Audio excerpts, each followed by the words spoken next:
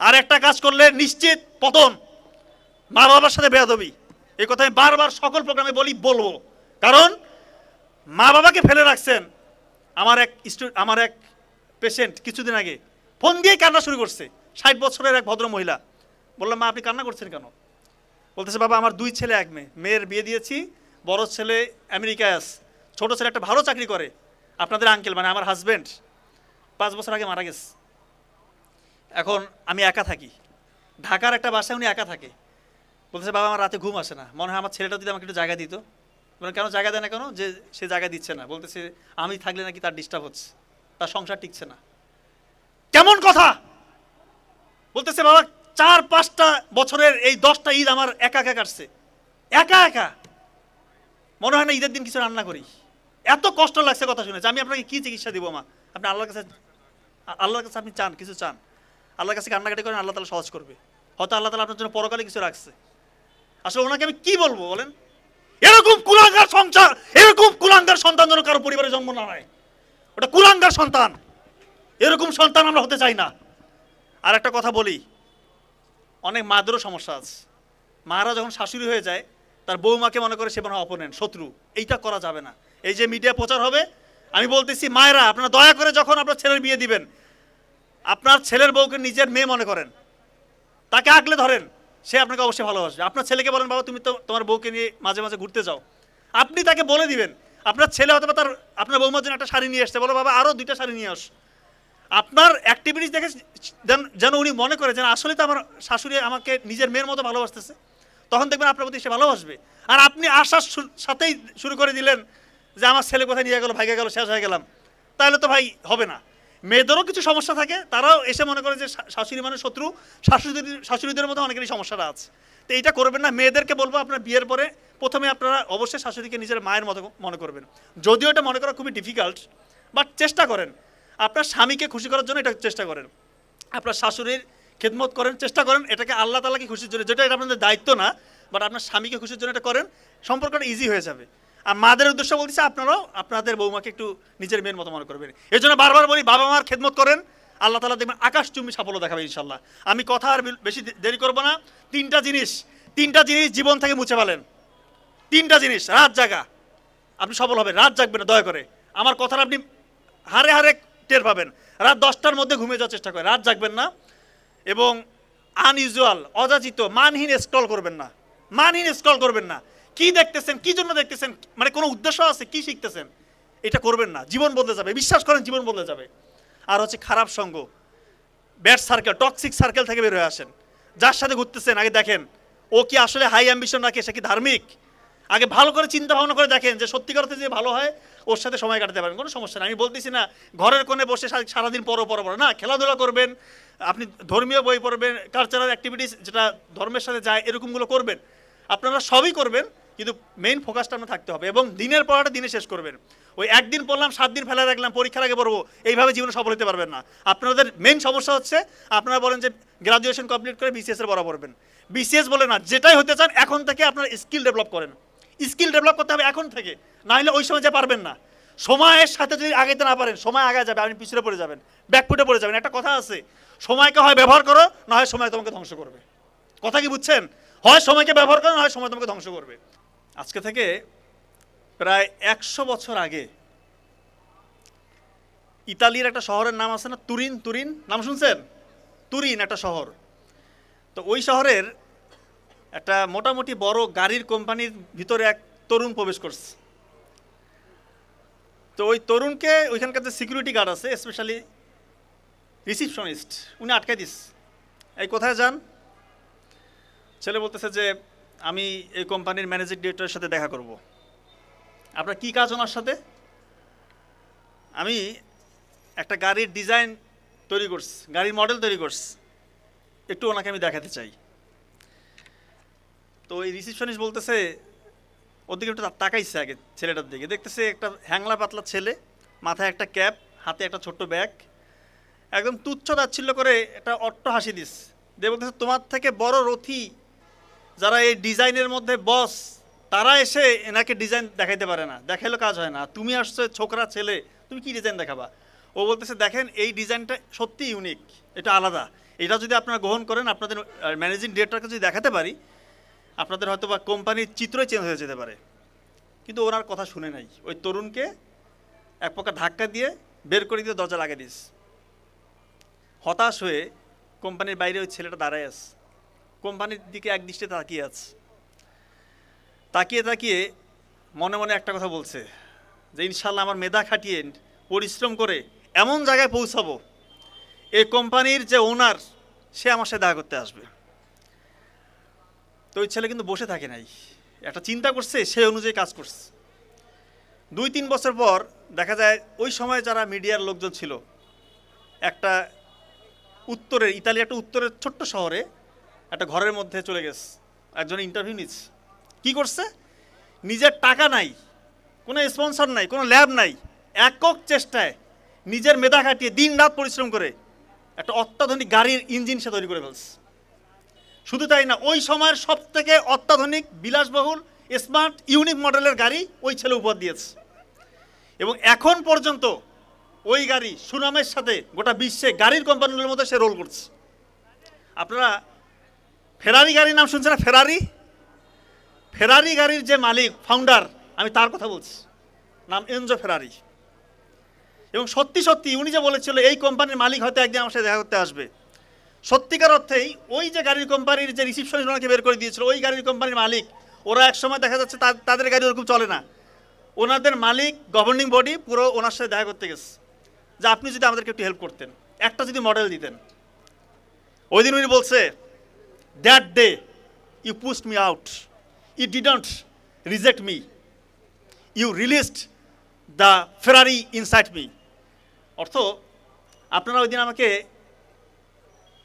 বের করে দেন নাই, আপনারা আমাকে মুক্ত করেছেন।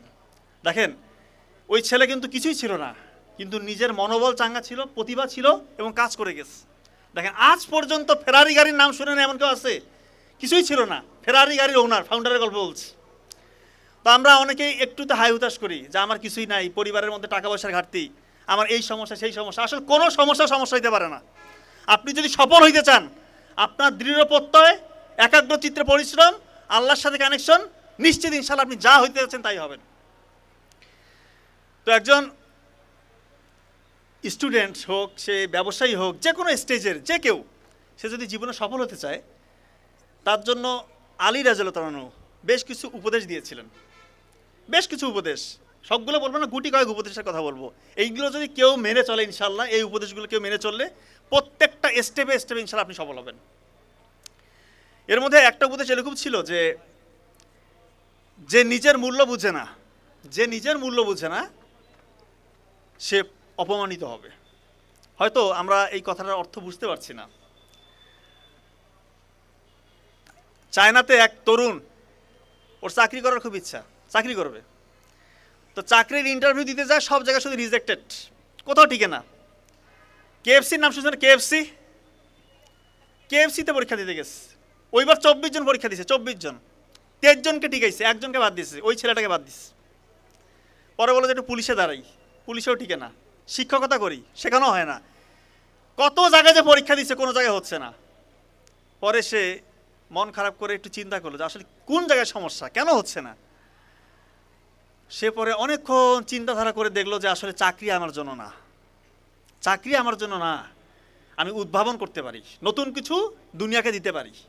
এবং সত্যিকার অর্থেই গোটা দুনিয়াকে সে এমন কিছু দিয়েছে যেটা এখন পর্যন্ত মানুষ স্মরণ করে। আপনার আলিবাবার নাম শুনছেন? আলিবাবা প্রতিষ্ঠাতাকে জ্যাকমার গল্প বলতেছে।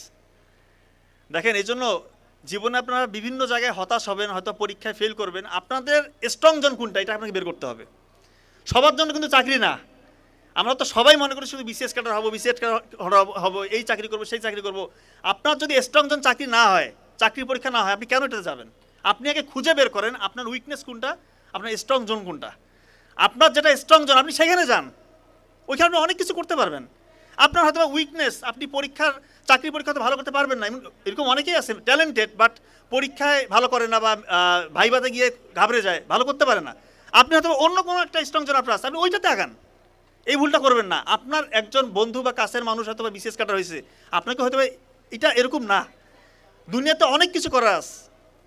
আর সফলতা মানে শুধু চাকরি না রে ভাই, চাকরি মানে পরাধীনতা, এই কথাটা আজীবন মনে রাখবেন। চাকরি শব্দটা এসে চাকর থেকে। আমরা তো বিসিএস কার্ডের অফিসার, আমরা জানি চাকরি যদি করেন আপনি একটা বার্নিংসের মধ্যে থাকবেন। আর যদি নিজে উদ্ভাবক হইতে পারেন, যদিও এটা চান্সেস খুব কম থাকে, ব্যবসায়ী হওয়ার তার সুযোগ অনেক আছে। দেখেন যে ব্যবসায়ী হওয়া যায় কিনা, এখানে আল্লাহ তাআলার বরকতও আছে, আপনার স্বাধীনতাও আছে, আপনি নিজেই বস। ওই জিহুজু করতে হবে না আপনাকে। চাকরি করবেন মানে আপনি জিহুজুর। বাড়ি থেকে বের হইলে কোথাও যাবেন ফ্যামিলি নিয়ে, আপনার ছুটি লাগবে, দরখাস্ত দাও, এই করো সেই করো, দুনিয়ার প্রোটোকল দরকার আছে। দুনিয়ার মধ্যে কি আপনি এই যে বন্দি জেলখানে থাকবেন? আমি বলতেছি না চাকরি খারাপ, কোনো কিছু না করার থেকে চাকরি করা ভালো, তবে চাকরি করার থেকেও ভালো কিছু করার আছে। তো আলী রাদিয়াল্লাহু আনহু আরেকটা উপদেশ দিয়েছেন এরকম, যে কঠোর পরিশ্রম করে আল্লাহ তাআলা তার জন্য পথ খুলে দেয়। আপনারা তো অনেকে খেলা দেখেন, লিওনেল মেসির নাম তো শুনছেন, মেসি কি সেই খেলে না, মানে 1 নম্বর পেলা দুনিয়ার বলা চলে। তো ছোটোবেলায় কিন্তু ওর একটা রোগ ধরা পড়ে, আপনারা জানেন হয়তো, গ্রোথ হরমোন নাই, মানে সে বড় হবে না। ওরকম ওই হরমোনের যদি তাকে দেওয়া না হইতে বাইরে থাকে, তার কিন্তু খেলার কোনো সুযোগই ছিল না। তো যাই হোক, ভাগ্যক্রমে বার্সেলোনার চোখ তার উপর পড়ছে, ওইখান থেকে তুলে নিয়ে যেয়ে চিকিৎসা করছে, কিন্তু তারপরও বিশ্বের মধ্যে 1 নম্বর প্লেয়ার হবে এইটা কিন্তু হওয়া সম্ভব হয়েছিল না। কিন্তু পরিশ্রম, এমন পরিশ্রম করছে, দেখেন কোন জায়গায় গেছে। আর একটা বিশ্বকাপ মনে হয় খেলবে, মনে হয় বিশ্বকাপটা নিবেও, আই ডোন্ট নো যে নিবে কিনা, তবে যেভাবে খেলতেছে মনে নিয়ে নিবে। আরেকজন কথা বলি, ক্রিস্টিয়ানো রোনালদো, ওরও অনেক ভক্তকুল আছে। তো 14 বছর বয়সে তাকে স্কুল থেকে বের করে দিয়েছে, তো তোমার স্কুলে পড়ার কোনো যোগ্যতা নাই। 15 বছর বয়সে হার্টের একটা মেজর সমস্যা, হার্টের অপারেশন করলো, ডাক্তার বলতেছে তুমি কখনোই খেলাধুলা করবা না, মানে কম্পিটিটিভ খেলা তো দূরের কথা, সাধারণ খেলাধুলা তুমি করবা না। ও বলতেছে আমি খেলবো। যেই সেই খেলা, ওর পরিশ্রমের লেভেল আপনি জানেন, কোন পরিশ্রম করতো, ভোরবেলা উঠে পরিশ্রম করে। এমনি দুনিয়ার 1 নম্বর প্লেয়ার, 1-2 নম্বরের মতো সেও তো আস, 40 বছর বয়স ছুঁই এখনো খেলতেছে, কবে যে থামবে আল্লাহ ভালো জানে। তো যে পরিশ্রম করবে তাকে কিন্তু আল্লাহ তাআলা অবশ্যই পথ দেখাবে। উসাইন বোল্ট দুনিয়ার 1 নাম্বার, কি সবথেকে দ্রুততম মানব না, তার মেরুদণ্ডের হাড় কিন্তু বাঁকা, এটা হয়তো অনেকে জানেন কি জানি না, আমি জানি না। সে যখন স্টার্টিং ব্লকে দাঁড়ায় দৌড় দেওয়ার জন্য, তার কোমরে ব্যথা শুরু হয়, দৌড়াবে কি, ডাক্তার বলতেছে তোমার জন্য দৌড় প্রতিযোগিতা নয়, তুমি অন্য কিছু করো। ওর এতই মনোবল চাঙ্গা, সে বলতেছে আমি দৌড়াবো, শুধু দৌড়াবো তাই না, দুনিয়ার মধ্যে 1 নাম্বার দ্রুততম মানব আমি হবো, এতটাই কনফিডেন্স লেভেল এবং এত পরিশ্রমী। দেখেন দৌড় আমি তার কয়েকটা দেখছি, দৌড়ার আগেই উদযাপন শুরু, দৌড় মানে প্রতিযোগিতা শুরু হয়েছে তার আগেই উদযাপন। অন্যরা তো এমনি ভয় পেয়ে যাবে, কি রে ভাই প্রতিযোগিতা শুরুর আগে উদযাপন, এবং আসলে সে প্রতিটা প্রতিযোগিতায় ফার্স্ট হয়ে যায়। তো এই জন্যই পরিশ্রম করলে আপনি যে ধর্মেরই হন, যে লেভেলেরই হন, পরিশ্রম করবেন অবশ্যই সফল হতে হবেন আপনি। এখন বিষয় হচ্ছে এখানে বেশিরভাগ ক্যান্ডিডেটের মনের আশা হচ্ছে বিসিএস কাটার হওয়া, আমি যতদূর বুঝি। তো বিসিএসে কিন্তু পরীক্ষা দেয় 4-5 লাখ, এর মধ্যে হবে 2-2.5 হাজার 3 হাজার। এইখানে শুধু পরিশ্রম করলে কিন্তু হবে না, একটু বুদ্ধি খাটাতে হবে, একটু বুদ্ধি খাটিয়ে চলতে হবে। পরিশ্রম করে 5 লাখ কিন্তু আর পরিশ্রমী স্টুডেন্ট না, অনেকে আছে এমনি পরীক্ষা দেই, কিন্তু 50,000 40-50,000 স্টুডেন্ট আছে খুব ভালো পরিশ্রমী। এদের মধ্যে থেকে টপ 2000-এর মধ্যে আপনি যদি যেতে চান, আপনাকে একটু সায়েন্টিফিক ওয়েতে আগাইতে হবে। যেমন আমি একটা কথা বলি, এই কথাগুলো অনেকবার বলেছি, আপনি যদি ভোরবেলা 4 ঘন্টা পড়েন, আরেকজন স্টুডেন্ট আপনার রাতের বেলা 4 ঘন্টা পড়তেছে, আপনি তার থেকে 20-30 গুণ আগায় গেলেন, 20-30 গুণ, অথচ কোয়ান্টিটিটা কিন্তু সেম। ও 4 ঘন্টা পড়ছে, আপনিও 4 ঘন্টা পড়ছেন, সে রাতে পড়ছে, আপনি ভোরবেলা পড়ছেন, পার্থক্য দেখেন তৈরি হয়ে গেল। একজন কোনো রিভিশন দেওয়া দেই নাই, আর আপনি প্রতিদিন আগের পড়াগুলো রিভিশন দিয়ে এরপর নতুন পড়া পড়তেছেন, আপনি তার থেকে বহুগুণ আগায় গেলেন। একজন প্রতি ঘন্টার মধ্যে অন্তত 20 মিনিট পরে 10 মিনিট রেস্ট দিচ্ছে, আর একজন টানা পড়তেছে, আপনি তার থেকে আগে গেলেন। আমার বড় ভাই ডক্টর নাবিল বলছেন না, নীল কলমে লিখতে, নীল কলমে যেটা লিখবেন ওইটা দীর্ঘমেয়াদী স্মৃতি সেন্টারে গিয়ে রিজার্ভ হবে। আর একজন কালো কলমে লিখতেছে বা লিখতেছেই না, তো যে লিখতেছে না আর আপনি লিখতেছেন, আবার নীল কলমে লিখতেছেন, আপনি সায়েন্টিফিক ওয়েতে আগাচ্ছেন, তা আপনার সাথে তো ওর একটা পার্থক্য, ভিজিবল পার্থক্য হয়ে গেল। বেশিরভাগ স্টুডেন্ট দেখবেন রাত জাগে, এই ভুলটা করবেন না। রাত জাগলে আপনার দেখবেন যে আপনি যে রাত জাগলো না ভোরে উঠলে, তার থেকে আপনি বহুগুণ পিছিয়ে গেলেন। আর রাত যে জাগে কি করে ভাই, পড়ালেখা করে, গবেষণা করে নাকি? বেশিরভাগ এই যে স্টল, এই টিকটক, ইনস্টাগ্রাম, রিলস, এগুলো বানানো হয়েছে আপনার মস্তিষ্ক যেন 5 সেকেন্ডের মধ্যে সীমাবদ্ধ থাকে। আপনার যে মানে চিন্তা চেতনা, ফোকাসিং পাওয়ার 5 সেকেন্ডের বেশি আপনি যেন ফোকাস কোথাও দিতে না পারেন, এই জন্য এটা তৈরি করছে। দেখেন না এখন সবাই অধৈর্য, একটা কিছু আসছে দেখছে, ঠাস করে পরেরটাতে গেল, কোথায় যাচ্ছে সে নিজেও জানে না। ব্রেন এভাবে হাইপার অ্যাক্টিভ হয়ে গেছে। এখন এই ব্রেন নিয়ে যখন আপনি বিসিএস এর মতো পড়ায় যাবেন বা কোনো গবেষণা ধরনের পড়ায় যাবেন, ওইখানে হিউজ পড়া দেখে আপনার তো মাথা খারাপ। আপনার ব্রেন তো হয়ে গেছে শর্ট টার্ম, 5 সেকেন্ডের মধ্যে আপনি শেষ, আপনার ফোকাস আর থাকে না, কনসেন্ট্রেশন থাকে না। তো সেই জায়গা থেকে এত হিউজ পড়া আপনি কীভাবে পড়বেন? দয়া করে এই জিনিসগুলো করবেন না, আনইউজুয়াল স্ক্রল করবেন না। আচ্ছা, এরপরে যে উপদেশটা উনি দিয়েছেন আলী রাদিয়াল্লাহু তাআলা, যে কোনো পরিস্থিতিতে কাজ চালিয়ে যেতে হবে। এক্ষেত্রে একটা চমৎকার গল্প বলি আপনাদেরকে। আজকে থেকে প্রায় 1000 বছর আগে মিশরের এক দুর্ধর্ষ কঠোর শাসক ও ইচ্ছা প্রকাশ করছে যে নীল নদে নাকি বাদ দিবে। আরে নীল নদ, এটা কি সেই নীল নদ? এটা কি যেই সে নদী নাকি? পৃথিবীর দ্বিতীয় দীর্ঘতম নদী, আফ্রিকা মহাদেশের দীর্ঘতম নদী, যেটাকে রাসূলুল্লাহ সাল্লাল্লাহু আলাইহি ওয়াসাল্লাম বলতেছে জান্নাতি নদী। এইটা মিশরীয় সভ্যতা যেটার উপর গড়ে উঠছে, এর গভীরতা অন্যরকম। এখনও অনেকে মারতে পারে না এটা কোন জায়গায়, এটার উৎস কোথায়, এখনও বিজ্ঞানীরা দ্বিধাদ্বন্দ্বে থাকে। তো সত্যিকার উৎস কোথায়? অনেকে বলে ইথিওপিয়ার কোনো একটা পাহাড় থেকে, অনেকে বলে উগান্ডা থেকে, এক একজন এক এক কথা বলে। সত্যিকার যে উৎস কথাটা কেউ জানে না। ওই শাসক নাকি নীল নদের মধ্যে একটা বাদ দিবে, দিয়ে নাকি সেচ করবে, কৃষিকাজ করবে 1000 বছর আগে। তো ইচ্ছা পোষণ করছে, এখন ইচ্ছা প্রকাশ করছে, তার যে উপদেষ্টা মণ্ডলী আছে এটাকে বাস্তবায়ন করতে হবে। যে খুঁজো কোথায় আছে, দুনিয়া খুঁজো। খুঁজতে খুঁজতে ওই সময়ে সব থেকে যে জ্ঞানী ব্যক্তি, ইরাকের বাসরা শহরের নাম শুনছেন? বাসরা শহর ইরাকের, ওই শহরের একজন জ্ঞানী ব্যক্তি সন্ধান পাইছে। ওনাকে বলছে যে এরকম একটা প্রকল্প নিচ্ছে আমাদের শাসক, আপনি কি করতে পারবেন? বলতেছে হ্যাঁ, আমি মনে হচ্ছে আমি পারবো। ওনাকে নিয়ে আসছে রাজদরবারে। মহারাজা তো মহা খুশি যে সে যে স্বপ্ন দেখছে সেটা বাস্তবায়ন হবে। ওনাকে আপ্যায়ন টাপ্যায়ন করে বলতেছে ঠিক আছে, আপনি এখন নীল নদে চলে যান, যা যা লোকজন দরকার আপনারা সব নিয়ে যান। উনি লোকজন নিয়ে নীল নদে গিয়ে গবেষণা করে দেখতেছে আসলে এই কাজ হবার নয়। ওই সময় যে প্রযুক্তি, যে এক্সিস্টিং প্রযুক্তি ছিল, এটা দিয়ে নীল নদে বাদ দেওয়া সম্ভব না। এখন ইনি চিন্তা করতেছে আমি যদি এই কথা যে রাজাকে বলি যে এই কাজ হবে না, যে রাজা এ কিছু হইলে শুধু কতল, খালি মাথা কাটে, এই কাজ করা যাবে না। কী করতে হবে? উনি পাগলের অভিনয় করলো, নিজেকে মানসিকভাবে ভারসাম্যহীন এইটা প্রমাণ করার জন্য পাগলের অভিনয় করলো। ওনাকে এরপরে রাজদরবারে নিয়ে যাওয়া হলো। রাজা বললো কী ব্যাপার, এনার তো একটা প্রকল্প দিয়েছিলাম, কাজ হয়েছে? বলতেছে বেচারা বেশ পরিশ্রম করছে, দিন রাত খাটছে আপনার জন্য, আলটিমেটলি পাগল হয়ে গেছে। তো শাসক এমন শাসক, ও বলতেছে না এগুলো কথা বুঝি না, ওকে ফাঁসিতে ঝুলাও। সবাই তো হতবা, কী ব্যাপার, এটা কেমন রাজা? বলতেছে না ওকে ফাঁসি দিতে হবে। তো উপদেষ্টা মণ্ডলী যারা আছে ওরা বলতেছে দেখেন মহারাজা, এনাকে যদি ফাঁসি দেন, ইনি কিন্তু জ্ঞানী ব্যক্তি, দুনিয়ার অনেকে এনাকে চিনে, এটা কিন্তু আমাদের রেপুটেশনের উপর একটা আঘাত আনতে পারে। তাহলে কি করতে হবে? যে এনাকে ছেড়ে দেন। না, ছাড়াছাড়ি নাই, ওকে যাবজ্জীবন কারাদণ্ড দাও। ওই বেচারাকে যাবজ্জীবন কারাদণ্ড দিস। তো এরকম শাসককে আপনারা দেখছিলেন? ছিল না? কিছু হইলে, মতের অমিল হইলেই জেলে ঢুকাও, আয়না ঘরে ঢুকাও, শাস্তি দাও, গুম করো।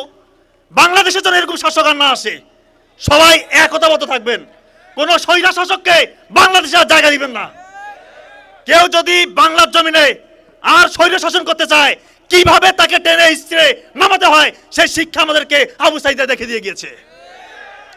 তো যাই হোক, ওই বেচা জেলখানায় গিয়েছে। জেলখানায় কি বসে থাকে পাবলিক? জ্ঞানী ব্যক্তি, সবসময় লেখাপড়া করে। বলতেছে ভাই আমাকে একটা কাগজ, পাগল তো পাগলের মতো বলতেছে কাগজ কলম দাও, লিখবে, খালি লিখবে। বলতেছে পাগল ছাগল কী করে, দাও কাগজ কলম দাও। একটা ছোট্ট ছিদ্র আছে তার, ওই যে জেলখানার মধ্যে রাখছে, ছোট্ট ছিদ্র দিয়ে শুধু আলো পাস হয়, আলো আস। ওই আলো নিয়ে গবেষণা শুরু করেছে। আলোটা কিভাবে ওয়ালের মধ্যে প্রতিফলিত হচ্ছে, ওখান থেকে কী হচ্ছে, এইটা থেকে আলোর যত সূত্র আপনারা পড়েন, যারা ফিজিক্সের ছাত্রছাত্রী আছেন, আলোর যে লেন্সের সূত্র, আমাদের চোখের যে লেয়ারগুলো আছে, এখানে লেন্স আছে, cornea, retina, aqueous humour, vitreous humour, optic nerve, সবগুলো উনি আবিষ্কার করছে। ওই সময় পর্যন্ত মানুষ জানতো যে আলো, আমাদের চোখ থেকে কোনো বস্তুতে যখন আলো যায় আমরা সেই জিনিসটা দেখি। ওই সময় পর্যন্ত মানুষ এইটা জানতো। কিন্তু উনি এটা ভুল প্রমাণিত করে বললেন যে না, কোনো বস্তুতে যখন আলো প্রতিফলিত হয়ে আমাদের চোখে এসে ধরা দেয় তখনই আমরা কোনো বস্তু দেখি। এটা উনি আবিষ্কার করছে। শুধু তাই না, আলোর উপর সব থেকে কয়েক খণ্ডের একটা বিখ্যাত বই, আপনারা হয়তো নাম শুনছেন, কিতাব আল মানাজির, বুক অফ অপটিক্স, নাম শুনছেন? এই বুক অফ অপটিক্স উনি লিখেছেন। শুধু তাই না, কয়েকশো বই উনি জেলখানায় বসে লিখছে। আপনারা তো এখন আইনস্টাইন, নিউটন এনাদের কথা শুনছেন, বা এনারাই মনে করেন যে বিজ্ঞানী। আইনস্টাইন নিজের প্রতিকৃতির সাথে এই বিজ্ঞানীর নাম রাখতো, নিজের প্রতিকৃতির সাথে ওই বিজ্ঞানীর প্রতিকৃতি রাখতো। ওই বিজ্ঞানী আর কেউ না, ইবনে আল হাইতাম, নাম শুনছেন? ইবনে আল হাইতাম। দেখেন, যে কোনো পরিস্থিতিতে আলী রাদিয়াল্লাহু তাআলা বলছে যে তোমরা কাজ চালিয়ে যাও। এই বেচারা কাজ চালিয়ে গেছে। দেখেন আজকে দুনিয়া ওনাকে স্মরণ করতেছে। তো আপনারা কাজ বন্ধ করবেন না। যে যে স্টেজে আছেন, যে পরিস্থিতিতে আছেন, যে হালতে আছেন, আপনারা পরিশ্রম করেন, নিশ্চিত ইনশাআল্লাহ সফলতার মুখ দেখবেন। তো আলী রাদিয়াল্লাহু আরেকটা কথা বলেছেন যে অস্বাস্থ্যকর জীবনযাপন করো না। এটাকে আমি যদি একটু ঘুরাই দেই বলি, তার মানে স্বাস্থ্যকর জীবনযাপন করতে বলছে। এটা আমার জোন, এটা আমার সাথে যায়। এখানে কিছু ডাক্তারি আপনাদের শেখাবো ইনশাআল্লাহ। ডাক্তারি তো শেখানো যায় না, কিন্তু কিছু আমি আপনাদেরকে বলবো, খুবই ইফেক্টিভ হবে ইনশাআল্লাহ। বাসায় অনেকের আছে না হার্টের রোগী আছে, বা মুরব্বীরা কেউ আছে যে হার্টের রোগী? একটু হাত তুলেন প্লিজ। অনেক, সংখ্যাটা অনেক। পৃথিবীতে হাত নামান।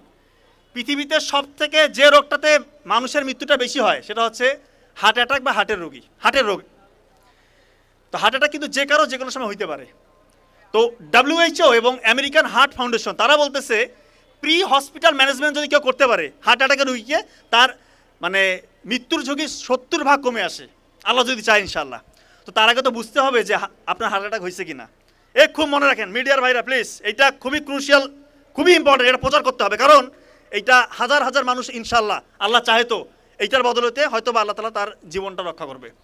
হার্ট অ্যাটাক যদি কারো হয় কীভাবে বুঝবেন? দেখেন, বুকের মাঝখানে চাপ আসবে, মাঝখানটাতে। অনেকে মনে করবেন বুকের বাম পাশে মনে হয় চাপ, না, বুকের মাঝখানে ব্যথা বা চাপ, এমন চাপ যদি 20 কেজি ওজনের একটা পাথর আপনার বুকে চাপা দেয় তাহলে কেমন ওজন লাগবে? ভারী লাগবে না? মনে হয় একটা ভারী কিছু চাপ দিচ্ছে, এরকম চাপ অনুভব হবে। সাথে এই চাপটা আপনার এই শোল্ডারে বাম হাতের দিকে ছড়িয়ে পড়বে, হাতটা মানে কপ কপ কপ কপ করতেছে, আপনার ওই সময় ঘাম ছুটবে, সাথে শ্বাসকষ্ট হবে এবং আপনার বমি বমি ভাব আসতে পারে এবং মৃত্যুর ভয়। এই কয়েকটা ফিচার যদি আপনার থাকে, আপনি কাল বিলম্ব করবেন না। যদি হাসপাতাল পাশে থাকে অবশ্যই হাসপাতাল নেবেন, কিন্তু অনেকের এরকম হয় যে হাসপাতাল একটু দূরে আছে।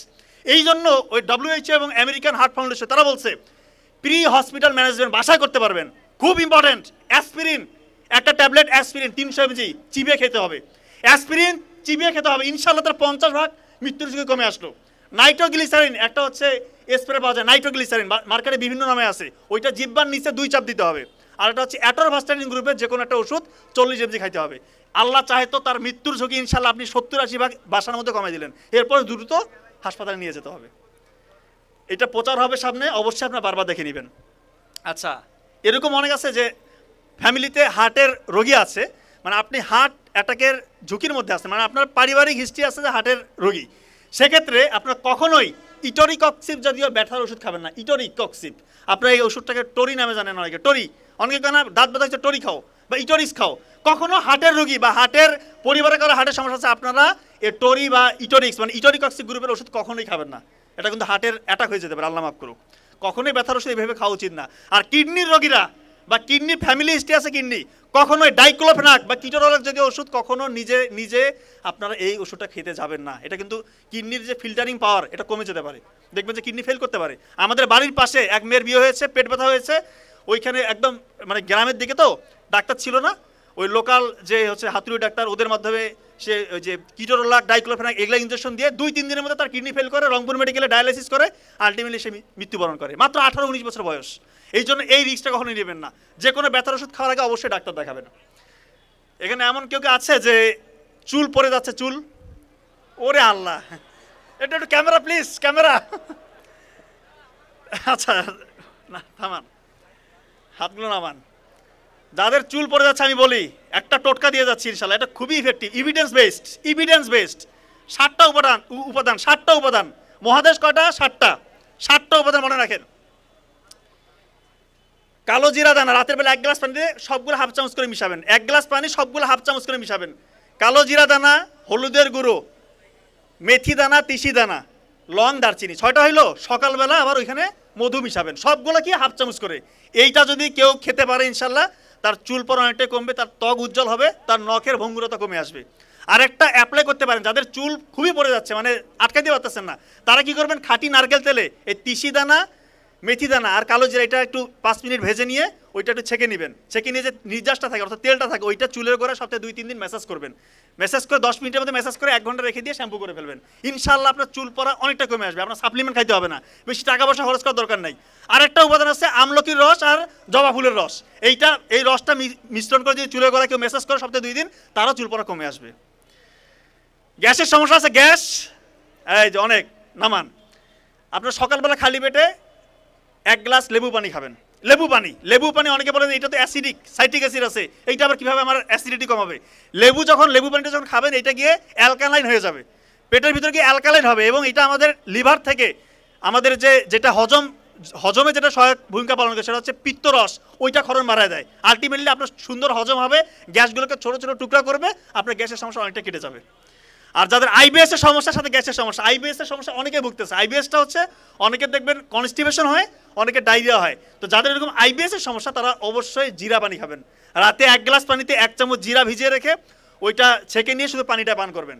কারণ এই জিরার মধ্যে রয়েছে থাইমোনল, এবং এইটা কিন্তু অ্যান্টি ইনফ্লামেটরি এজেন্ট রয়েছে। যাদের আইবিএস হয় তাদের কিন্তু পেট ব্যথা থাকে, একটু দেখা যায় পেটটা চিনচিন করে, একটু গ্যাসের সমস্যা হয়। যেহেতু এটা অ্যান্টি ইনফ্লামেটরি এজেন্ট রয়েছে, এটা আপনার দেখা যায় ইনফ্লামেশনটা কমাবে। এবং যেহেতু আইবিএসে আপনার কখনো দেখা যায় ডায়রিয়া, কখনো কনস্টিপেশন, অর্থাৎ আপনার মোটিলিটি ঠিকঠাক থাকে না, মোটিলিটি কখনো বেশি হয়ে যায়, কখনো ধীরগতি হয়ে যায়।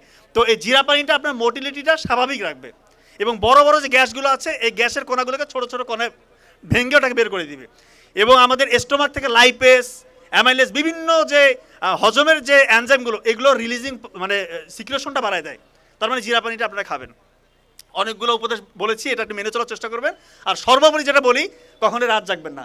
রাত জাগলে মেয়েদের হরমোনাল ইমব্যালেন্স হয়। বারবার বলতেছি, ছেলেদেরও হরমোনাল ইমব্যালেন্স, মেয়েদেরও হরমোনাল ইমব্যালেন্স। এই যে এখন এত বেশি ইনফার্টিলিটি রোগী পাচ্ছি, মেয়েরা বিয়ের পর বাচ্চা ধারণ করতে পারতেছে না, বন্ধা হয়ে যাচ্ছে, এর অন্যতম একটি মূল কারণ হচ্ছে রাত জাগা। সাথে fast food, fatty food, sugar জাতীয় খাবার খাওয়া। অনেকে একটু অলস জীবনযাপন করে, এটা করবেন না। এটা করলে দেখা যায় নিজেরই ক্ষতি হবে, আলটিমেটলি বিয়ের পরে অনেকের ইনফার্টিলিটি ডেভেলপ করতে পারে। এই জন্য রাত জাগাটা ছেলে মেয়ে সবার জন্যই খারাপ। আচ্ছা, যে কথায় এসেছি, উনি বলেছে অস্বাস্থ্যকর জীবনযাপন করা যাবে না। আলী রাজউদ্দিনের কথায় আছে, তার মানে আমাদেরকে স্বাস্থ্যসম্মত জীবনযাপন করতে হবে। এরপরে উনি যে কথা বলেছেন যে অলসতা হচ্ছে মানুষের জীবনের জন্য সব থেকে শত্রু, মানে বড় শত্রু হচ্ছে অলসতা। তো এটা আমরা সবাই জানি যে অলস মস্তিষ্ক শয়তানের কারখানা। ইউরোপের একজন সব থেকে ট্যালেন্টেড, ওই সময়ের বিস্ময় বালক ছিল, মানে এতই ট্যালেন্টেড, তাকে তুলনা করা হচ্ছে যে এই ছেলেটা ভবিষ্যতে আইনস্টাইন হবে। কিন্তু তার মধ্যে একটা সমস্যা ছিল, সে প্রোক্রাস্টিনেশনে ভুগত। অর্থাৎ আজকের কাজ, দিনের কাজ দিনে করতো না। সে বলতে আজকের কাজটা আমি কালকে করবো, পরশু দিন করবো, ফেলায় রাখতো, অলস জীবনযাপন করতো। রাতে দেখা যাচ্ছে ঘুমটা আগে ঘুমাচ্ছে না, ভোরবেলা পর্যন্ত সে জেগে আছে, দিনের রুটিনটা ফলো করতেছে না। সে এক কথায় অলস জীবনযাপন করতো। আলটিমেটলি এই ছেলে আইনস্টাইনের দূরের কথা একটা ছোট চাকরিও জোগাড় করতে পারে নাই। ওই ছেলের নাম হচ্ছে ওয়াল্টার ওয়ার্নার। ইউরোপে এখনও ওই ছেলেটাকে স্মরণ করে, কিন্তু খারাপভাবে স্মরণ করে, ভিলেন আকারে। এত মেধা থাকা সত্ত্বেও সে একটা চাকরি জোগাড় করতে পারে নাই। কারণ কি? সে পরিশ্রমী ছিল না, সে অলস জীবনযাপন করছে। আমাদের বেশিরভাগ ছেলেমেয়েরা সময়ের গুরুত্ব দেয় না ভাই। পৃথিবীতে এমন কেউ নাই যে সফল হয়েছে দুনিয়াতে। দুনিয়াতে আপনারা যাদের নাম উচ্চারণ করেন, যাদেরকে স্মরণ করেন, এমন কেউ নাই যে সময়ের মূল্য দেয় নাই। অযথা সময় নষ্ট করবেন না, আনইউজার ফ্রেন্ডদের সাথে মিশবেন না। আপনি 5 জনের সাথে মিশতেছেন, ওই 5 জনের গড়পড়তা হচ্ছে আপনি। আপনি যাদের সাথে মিশেন তাদের গড়পড়তা হচ্ছে আপনি। আপনি হয়তো খুব হাই অ্যাম্বিশন রাখেন যে আমি বিশেষ ক্যাডার হবো বা উদ্ভাবক হব, কিন্তু আপনি যার সাথে ঘুরতেছেন ওর কোনো মানে দেখা যায় যে কোনো ভীষণই নাই। সে সারাদিন জুয়া খেলতেছে মোবাইলের মধ্যে, বা মানে আনইউজুয়াল অ্যাক্টিভিটিস করতেছে। তার মধ্যে দেখবে যে সে সবসময় শুধু নেগেটিভ কথা বলে, হ্যাঁ আমাদের দ্বারা কি চাকরি হয় নাকি, মানে নেগেটিভ কথা বলে, নেগেটিভ চিন্তা করে, আনইউজুয়াল অ্যাক্টিভিটিসের মধ্যে জড়িয়ে আছে। এরকম ফ্রেন্ড সার্কেলকে ডিলিট করেন। সত্যিকার অর্থে ভালো ভালো বন্ধুদের সাথে মিশেন, আপনার জীবন বদলে যাবে। এরপরে যে উপদেশটা উনি দিয়েছেন, যে যেটা বলেছেন, আপনারা নিশ্চয়ই একটা গল্প শুনেছেন, যে যার গল্পটা আমি বলতে যাচ্ছি সেটা হচ্ছে কেএফসির যে প্রতিষ্ঠাতা কর্নেল স্যান্ডার্স। 65 বছর বয়স। 65 বছর বয়সে গিয়ে উনি বলতেছে আমি জীবনে কিছুই করি নাই, এখন কিছু করতে হবে। জীবনে কিছুই করি না, এখন করতে হবে। কি করতে হবে? আমি কোনটা পারি? বলতেছে আমি খুব ভালো চিকেন ফ্রাই করতে পারি। কিন্তু দাঁড়ে দাঁড়ে যাচ্ছে, সকল রেস্টুরেন্টের কাছে যাচ্ছে, সবাই রিজেক্ট করে দিচ্ছে, বলতেছে না তোমার এই কেএফসি মানে এই হচ্ছে চিকেন খাওয়ার মতো না, অযোগ্য। 1001 জায়গায় গেছে, সবাই রিজেক্ট করে দিস। অনেকে বলতেছে যে আপনার এই সময় নাতিপুতির সাথে সময় কাটাবেন, বাসায় একটু খেলাধুলা করবেন তাদের সাথে, এগুলো কী শুরু করছেন? কিন্তু উনি হাল ছাড়ে নাই, আলটিমেটলি কেএফসি প্রতিষ্ঠা করে দেখা দিস। 65 বছর বয়স। তার মানে হাল ছাড়া যাবে না, হাল ছাড়া যাবে না। আরেকটা বিষয় হচ্ছে জ্ঞান অর্জন করতে বলেছেন। আলী রাজউদ্দিন বলছে জ্ঞান অর্জন করো, জ্ঞান অর্জন করে তুমি অনেক উঁচু হবা। তো জ্ঞান অর্জন করলে যে আসলে উঁচু হয় এরকম উদাহরণ অসংখ্য আছে। আপনার ইবনে সিনার নাম শুনেছেন। ইবনে সিনা মেডিকেল সায়েন্সের কথা আসলেই যার নাম আমাদেরকে নিতে হয়। উনি কিন্তু খুব গরিব ঘরে জন্মগ্রহণ করেছিলেন, খুব গরিব ঘরে। ছোটোবেলা থেকেই খুব পড়ার প্রতি নেশা, কিন্তু বাবাকে বলতো বাবা বই এনে দাও, বাবার ওই ক্ষমতা নাই, বই যে এনে দিবে ওই ক্ষমতা নাই। উনি পরে পাশে যে মসজিদের লাইব্রেরি আছে ওইখানে মোমবাতির আলোতে পড়তেন, দিনরাত পড়তেন। এত স্টাডির প্রতি তার আগ্রহ, এত পড়ালেখা করতেন। এবং ওনার যে বই, লেখা বই ক্যানন অফ মেডিসিন, 600 বছর ইউরোপের মেডিকেল স্টুডেন্টদেরকে পড়ানো হইতো। এবং এখনও আপনারা জানেন ইবনে সিনার নাম আমি তো বারবার বলছি, মেডিকেল সায়েন্সের নাম আসলেই ওনার নাম অতপ্রতভাবে জড়িত। তার মানে কেউ যদি জ্ঞান অর্জন করে সত্যিকার অর্থে আল্লাহ তাআলা তার সম্মান বাড়িয়ে দেয়। উনি আরেকটা কথা বলেছেন আলী রাদিয়াল্লাহু তাআলা, যে এটা খুবই গুরুত্বপূর্ণ, এটা বলে আমি শেষ করব। তোমরা নফসকে কন্ট্রোল করো, নফসকে কন্ট্রোল করো, চোখের হারাম থেকে নিজেকে রক্ষা করো। কারণ চোখের হারাম, চোখের গুনাহ তোমার হৃদয়কে মেরে ফেলবে। খুব গুরুত্বপূর্ণ কথা। আজকালকার যুবক যুবতীদের বেশিরভাগ সময়, বিশেষ করে যুবকদের, এই মোবাইলের অশ্লীলতার মধ্যে তাদের সময় পার হয়ে যায়। এই যে পর্নোগ্রাফি ইন্ডাস্ট্রি, এটা মাল্টি ট্রিলিয়ন ডলার ইন্ডাস্ট্রি, এইটার উদ্দেশ্য এবং কাজই হচ্ছে যুবক যুবতীদেরকে ধ্বংস করা। এইটা নিয়ে আমি অসংখ্যবার আলোচনা করেছি, কারণ এই জায়গাতে অ্যাড্রেস করতে হবে। অনেকে বলে যে এইটা নিয়ে কথা বলার কি আছে, এইটা নিয়ে কথা বলতে হবে, এইটা এক নম্বর সমস্যা। আমার কাছে হাজার হাজার যুবকরা ফোন দিয়ে কান্নাকাটি করে, বলতেছে আমি এত ব্রিলিয়ান্ট মেরিটোরিয়াস স্টুডেন্ট ছিলাম, আজকে আমার মেধাশক্তি কাজ করতেছে না, আমি যেটা পড়ি সেটাই ভুলে যাই, আমার মনের ভিতরে কোনো উচ্চাকাঙ্ক্ষা নাই, শুধু হতাশা, মনে হয় আমি একা দুনিয়াতে কেন বেঁচে আছি। অনেকে মনে হয় যে আমি সুইসাইড করি না কেন, কারণ তার এই যে অশ্লীলতা শয়তান তার ভিতরে ঢুকাই দিচ্ছে। দয়া করে এই অশ্লীলতাটা ছাড়তে হবে। যদি সত্যিকার অর্থে যে কোনো স্টেজে আপনি সম্মান পেতে চান, আপনাকে অশ্লীলতা ছাড়তে হবে। এটা শুধু স্টুডেন্টদের জন্য বলতেছি না, যে কোনো স্টেজের মানুষ গোপন গুণে লিপ্ত হইতে পারে, যে কোনো স্টেজের। অনেকে আছে বৃদ্ধ বয়সে গোপন গুণে লিপ্ত থাকে, তার জন্য করুণ পরিণতি। আমি এটা বারবার বলতেছি, এই গোপন গুণা ছেড়ে দিয়ে গোপন ইবাদত করেন। মোবাইলে কিসের এত অশ্লীলতা, আপনারা কি মজা পান এখানে? শয়তান এখানে মজা দিয়েছে। আলটিমেটলি বিয়ের পর বাস্তব জীবনে আপনারা মজা পাবেন না, বিয়েগুলোর সংসারগুলো টিকবে না। এই কথাগুলো বলতে হচ্ছে, কারণ এই জায়গাটা অ্যাড্রেস করতে হবে। ফেন্সিডিল যদি একজন খায়, একজন গাঁজা যদি খায়, তাকে ধরাটা সহজ, একটা চক্ষু লজ্জার সম্মুখীন হতে হয়, সমাজের অনেকে দেখে ফেলবে। আর এমন মোবাইল ঘরের কোণে একা বসে কি করছে কেউ জানে না, এক আল্লাহ ছাড়া কেউ দেখে না, এমন সিস্টেম চালু করে দিয়েছে। আর বেশিরভাগ যুবকরা এই নেশার মধ্যে, এই ফাঁদে পড়ে গিয়ে আজকে অসহায়, কোথায় যাবে কোনো মানে কোনো তার দিশা খুঁজে পাচ্ছে না, যে কে আমাকে এখান থেকে উদ্ধার করবে। আমি বলতেছি, আপনারা চোখের পানি ফেলে তাহাজ্জুদের সালাত আদায় করে আল্লাহর কাছে চান, আল্লাহ তাআলা ইনশাআল্লাহ আপনার গুনাহগুলো মাফ করে দিবে, আপনাকে সম্মানিত করবে। মানুষ ফেরেশতা না, এই জিনিসটা মনে রাখবেন, কেউ ফেরেশতা না। মানুষ ভুল করতে পারে, কিন্তু আপনি ভুল থেকে যদি উঠে দাঁড়াতে না পারেন, তাহলে তো ভাই হইল না। আপনি উঠে দাঁড়ান, আল্লাহকে বলেন, আল্লাহ আমি অসহায়, আমি পারছি না, আপনি আমাকে সাহায্য করেন, শয়তানের এই ফাঁদ থেকে আমাকে রক্ষা করেন, আল্লাহ তাআলা আপনাকে রক্ষা করবেন ইনশাআল্লাহ। আপনার সম্মান বহুগুণে বাড়িয়ে দিবে। এটা একটা মানে বৃহৎ যুদ্ধ, যে কোনো সামরিক যুদ্ধের থেকে ভয়াবহ যুদ্ধ হচ্ছে এই পর্নোগ্রাফি, অশ্লীলতা থেকে নিজেকে দূরে রাখা। আমি সত্যিকার অর্থে বলছি, যে কোনো খারাপ কাজ থেকে ছুটে আসা যতটা সহজ, এই অশ্লীলতায় যারা নিমজ্জিত, যারা অ্যাডিক্টেড, এইখান থেকে বের হওয়া সব থেকে কঠিন। এই জন্য এইটাতে অনেক বেশি ফোকাস করতে হবে। আল্লাহর সাহায্য ছাড়া আপনি কোনোভাবে বের হতে পারবেন না, কারণ আপনার অপোনেন্ট সরাসরি ইবলিস শয়তান। ইবলিস শয়তান কি যেই সে শক্তিশালী নাকি? আর একটা কাজ করলে নিশ্চিত পতন, মা বাবার সাথে বেয়াদবি। এই কথা আমি বারবার সকল প্রোগ্রামে বলবো, কারণ মা বাবাকে ফেলে রাখছেন। আমার এক পেশেন্ট কিছুদিন আগে ফোন দিয়ে কান্না শুরু করছে, 60 বছরের এক ভদ্র মহিলা। বললাম, মা আপনি কান্না করছেন কেন?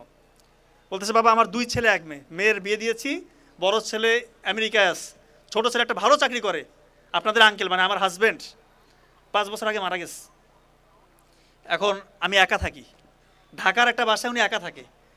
বলতেছে, বাবা আমার রাতে ঘুম আসে না, মনে হয় আমার ছেলেটা যদি আমাকে একটু জায়গা দিত। বলেন, কেন জায়গা দেয় না কেন? যে সে জায়গা দিচ্ছে না, বলতেছে আমি থাকলে নাকি তার ডিস্টার্ব হচ্ছে, তার সংসার টিকছে না। কেমন কথা? বলতেছে, বাবা 4-5টা বছরের এই 10টা ঈদ আমার একা একা কাটছে, একা একা, মনে হয় না ঈদের দিন কিছু রান্না করি। এত কষ্ট লাগছে কথা শুনেছে। আমি আপনাকে কি চিকিৎসা দিব মা? আপনি আল্লাহর কাছে আপনি চান, কিছু চান, আল্লাহর কাছে কান্নাকাটি করেন, আল্লাহ তাআলা সহজ করবে। হয়তো আল্লাহ তাআলা আপনার জন্য পরকালে কিছু রাখছে। আসলে ওনাকে আমি কি বলবো বলেন? এরকম কুলাঙ্গার সংসার, এরকম কুলাঙ্গার সন্তান যেন কারো পরিবারে জন্ম না হয়, ওটা কুলাঙ্গার সন্তান। এরকম সন্তান আমরা হতে চাই না। আর একটা কথা বলি, অনেক মাদেরও সমস্যা আছে। মারা যখন শাশুড়ি হয়ে যায়, তার বৌমাকে মনে করে সে মনে হয় অপোনেন্ট, শত্রু।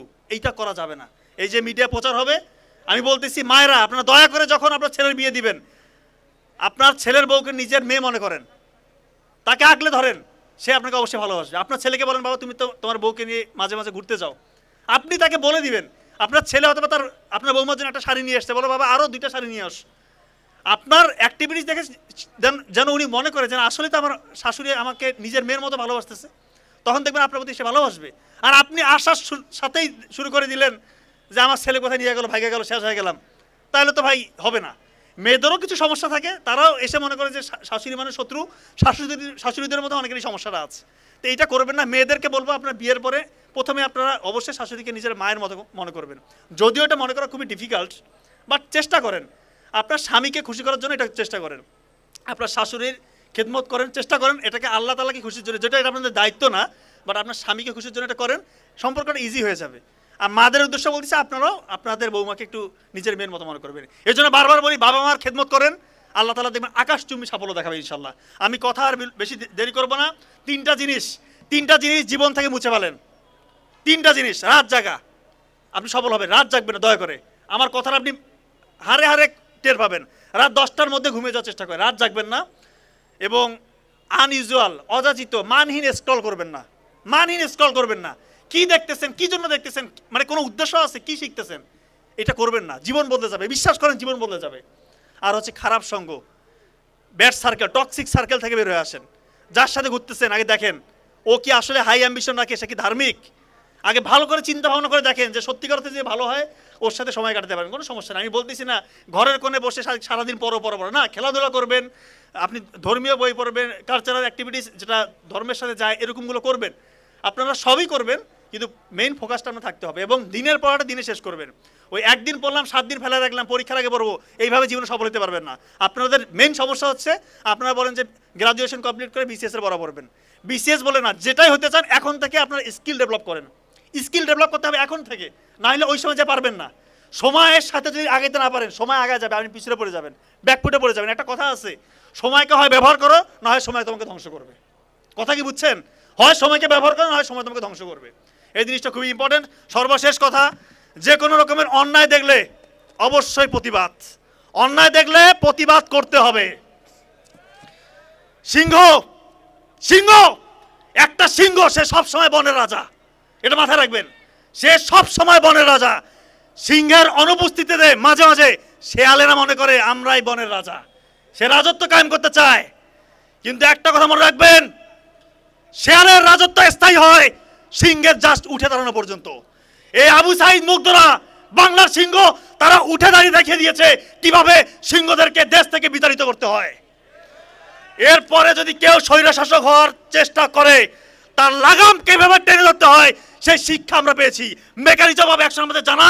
তাই বাংলার জমিনে আর কেউ স্বৈরশাসক হওয়ার দুঃসাহস দেখাবেন না। সবাইকে ধন্যবাদ। আসসালামু আলাইকুম ওয়া রাহমাতুল্লাহ।